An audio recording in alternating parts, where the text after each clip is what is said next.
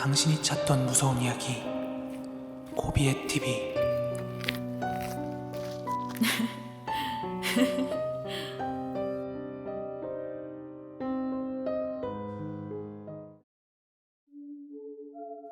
(2021년 11월 1일) 고비의 TV 공포라디오입니다.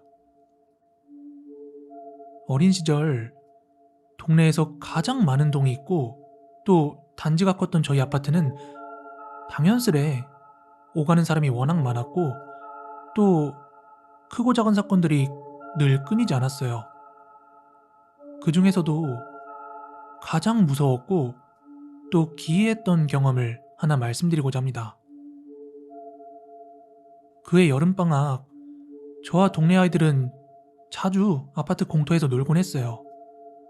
하지만 그 공터에는 할머니들께서 상추나 깻잎 같은 거를 막 심어두셨기 때문에 애들이 공놀이 하는 것을 정말 싫어하셨어요. 그 밭 쪽으로 공이라도 튼라치면 잔소리를 정말 많이 하셨어요. 그러다 보니까 저희가 놀거리를 정할 수 있는 선택권이 몇 개 없었거든요. 그 중에 가장 만만한 게 숨바꼭질이라서 그날도 여전히 밤늦게까지 숨바꼭질을 하고 있었어요. 그렇게 한참을 숨바꼭질을 하고 있는데 다른 아이들은 모두 이미 나왔는데 한 형만 나오질 않는 거예요. 날도 어두워졌지 도무지 찾을 수가 없어서 저희는 외쳤습니다. 못 찾겠다 꾀꼬리 하고요. 하지만 아무리 외쳐도 그 형은 나오지 않았어요. 그래서 형이 이미 집에 갔나? 하는 생각에 다들 각자 집으로 가자는 결론을 내리고 이렇게 흩어지려고 하는데 동시에 어디선가 울음소리가 들려왔어요. 이 울음소리 뭐지? 하고 그 울음소리를 쫓아가 보니까 할머니들의 텃밭 쪽이었습니다. 그런데 그곳에서 형이 울고 있는 거예요. 어디 넘어져서 다쳤나 싶어서 일단은 그냥 넘어갔거든요. 그리고 다음날 학원에서 그 형을 만났는데 그날 자기가 겪었던 일을 제게 들려주더라고요.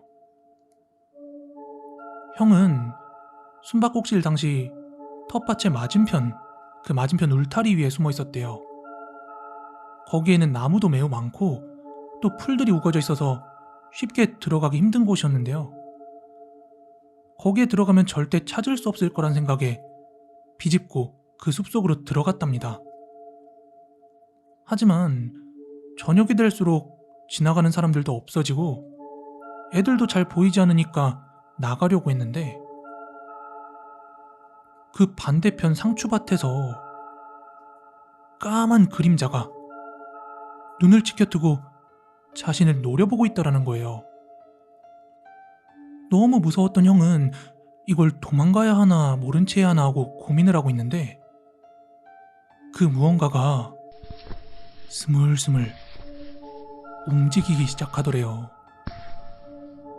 그러더니 그것이 형에게 점점 다가왔고 그 형체가 누군지, 아니 사람인지 알 수 없을 정도로 온몸이 새까맣고 눈동자는 흰자만 있어서 너무 소름 끼치는 모습이었다고 합니다.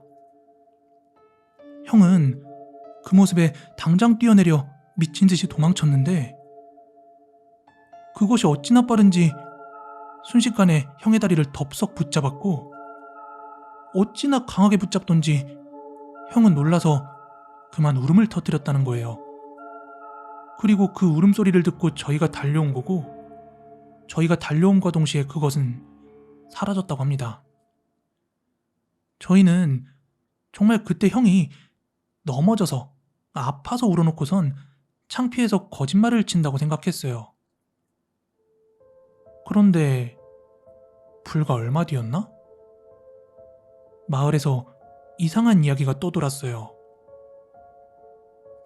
옆라인에 사시던 할머니가 텃밭에 갔다가 온몸이 검은 사람이 기어다니는 걸 봤다고 했고 또 어떤 사람은 그 근처를 산책하다가 같은 걸 봤다는 거예요. 그리고 그 다음날 한 할머니께서 장갑 한 짝을 발견하면서 그 수수께끼는 풀렸습니다. 하지만 그 장갑을 줍는 순간 알게 되었다고 합니다. 그건 바로 장갑이 아니라 사람의 손이었어요. 이후 경찰이 와서 그곳을 수색하자 그곳에 있던 모든 사람들은 경악을 금치 못했다고 해요. 그곳엔 온몸이 새까맣게 타버린 시체가 누워 있었다고 합니다. 저는 그때가 생각나서 한번 검색을 해봤는데요. 뉴스 하나가 눈에 띄더라고요. 바로 지금 띄워드리는 이 기사예요.